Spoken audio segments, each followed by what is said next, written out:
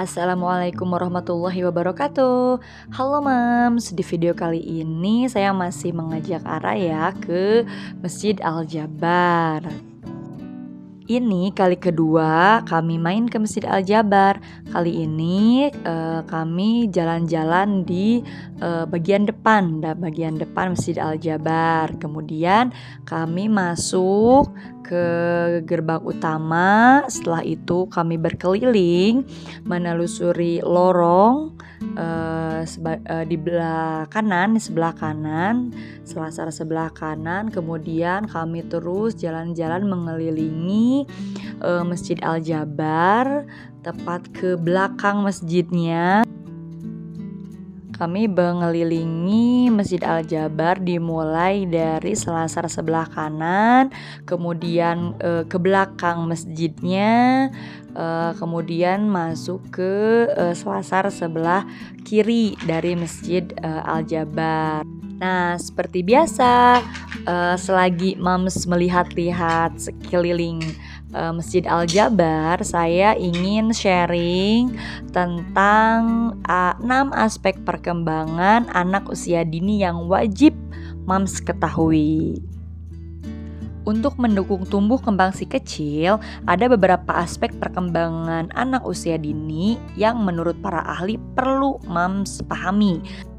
6 aspek perkembangan anak usia dini ini juga terdapat dalam Peraturan Menteri Pendidikan dan Kebudayaan Republik Indonesia Nomor 137 Tahun 2013, yakni pertama, aspek perkembangan nilai agama dan moral. Yang kedua, aspek perkembangan fisik motorik. Yang ketiga, aspek perkembangan kognitif. Yang keempat, aspek perkembangan bahasa. Yang kelima, aspek perkembangan sosio-emosional. Dan yang keenam adalah aspek perkembangan seni. Yang pertama, ada perkembangan nilai agama dan moral. Aspek perkembangan ini paling utama untuk diajarkan kepada si kecil karena hal ini berfokus pada penanaman nilai-nilai dasar, norma-norma yang berlaku hingga kesadaran.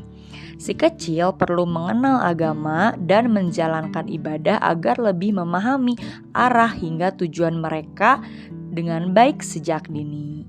Yang kedua, ada aspek perkembangan fisik dan motorik. Aspek fisik dan motorik adalah segala kemampuan atau perkembangan yang berhubungan dengan tubuh. Seperti kalau aspek fisik berhubungan dengan tinggi badan, berat badan, dan lingkar kepala yang bisa menjadi indikator kesehatan dan status gizi anak. Nah, kemudian untuk aspek motorik itu ada 2, ada motorik halus dan motorik kasar.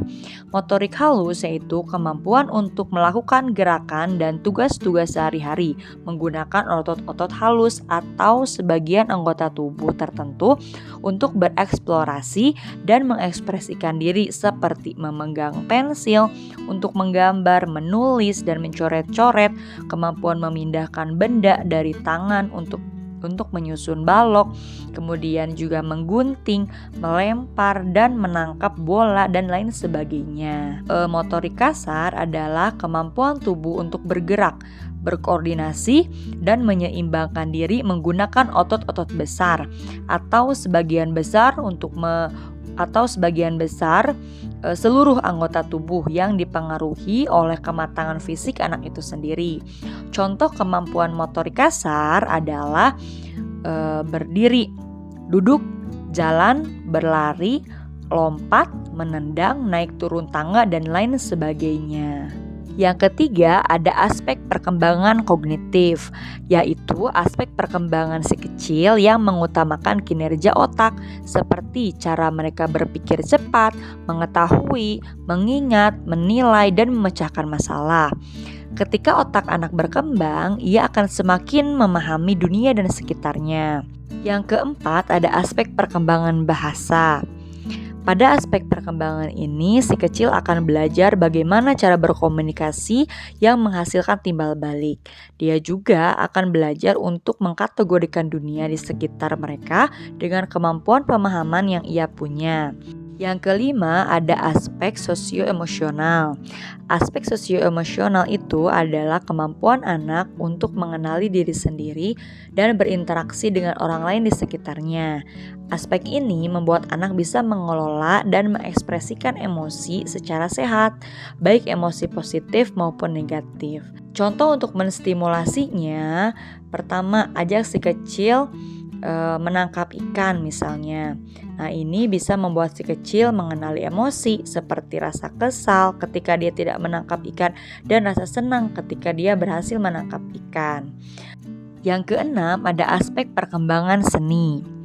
Aspek ini berfokus pada imajinasi dan cara untuk mengkomunikasikan dan mengekspresikan ide, perasaan, pengamatan, serta pengalamannya secara kreatif. Aspek ini juga mendorong si kecil untuk menjadi kreatif dalam memikirkan ide-ide baru yang inovatif. Beberapa cara untuk menstimulasi aspek perkembangan ini adalah pertama mengajak si kecil mewarnai gambar, kemudian membiarkan si kecil menggambar atau mencoret-coret, dan memberikan si kecil mainan plastisin atau play-doh.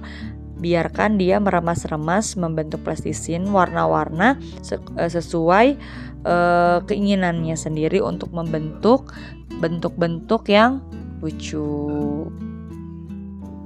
Sekian informasi parenting yang dapat saya sampaikan di video kali ini. Sampai jumpa di video selanjutnya. Wassalamualaikum warahmatullahi wabarakatuh. Semoga bermanfaat.